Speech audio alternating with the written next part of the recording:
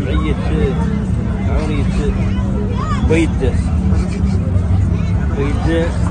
يصنع هذا التراث اللي عاد مهدد من الانقراض، واحنا ما لنا باغيين ننقرض وهو ماشي من قارض بيهاش، فيه قلة اللي لا يعدل الناس ما تات مهتمة به، لا تات غادرة فيه وتوف ويافوا الغارض وهو مسيكين وهو مهم، حتى خلاوه هن لوايب وفيه المنفعة الكبيرة وفيه هو باع صحة روح التراث. هذا مشقق تركب عليه المرة زمان الروح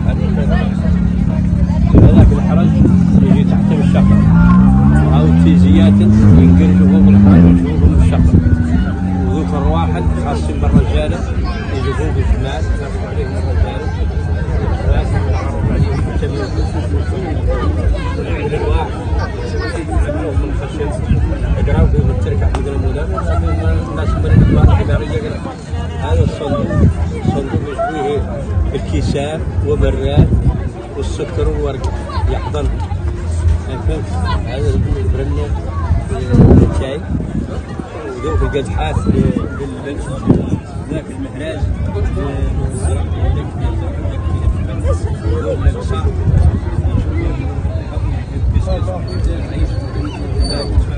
لا تحرك سلمك.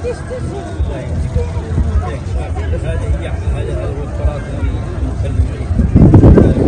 هذا شيء صنعوه من الخشب اليابس، نجوا لها خشبه يابسه ونقطعوها والشك ما تعرف اللي يتعدى منها، احنا نشتروا منها شيء ينيمش فيه ويغدي الغرض، ينيمش فيه ويغدي الغرض. خالقه نوبه عدلت وتدم الشقه كيف هذا ريك وتدبيه كيف هذا وتد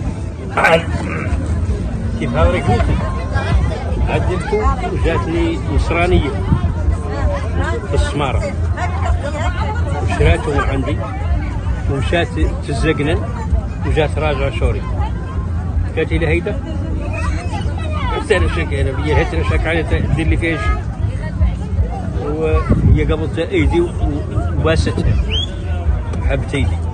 قال لي هذاك مرض اللي معاها قالت لك عرفت علاش حبيت ايدك؟ قلت له قال لي قالت عنك على هاي الخشبه اللي عدلت منها هذا الصنع اللي ينيم الشيء وزين. هذا مجيب عنه حمدنا مولانا وشكرناه.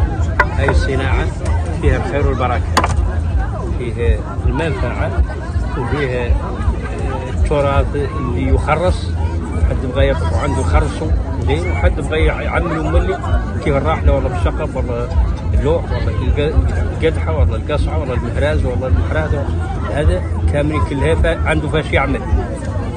ايوه لقيت مع انه مهدد بالانقراض.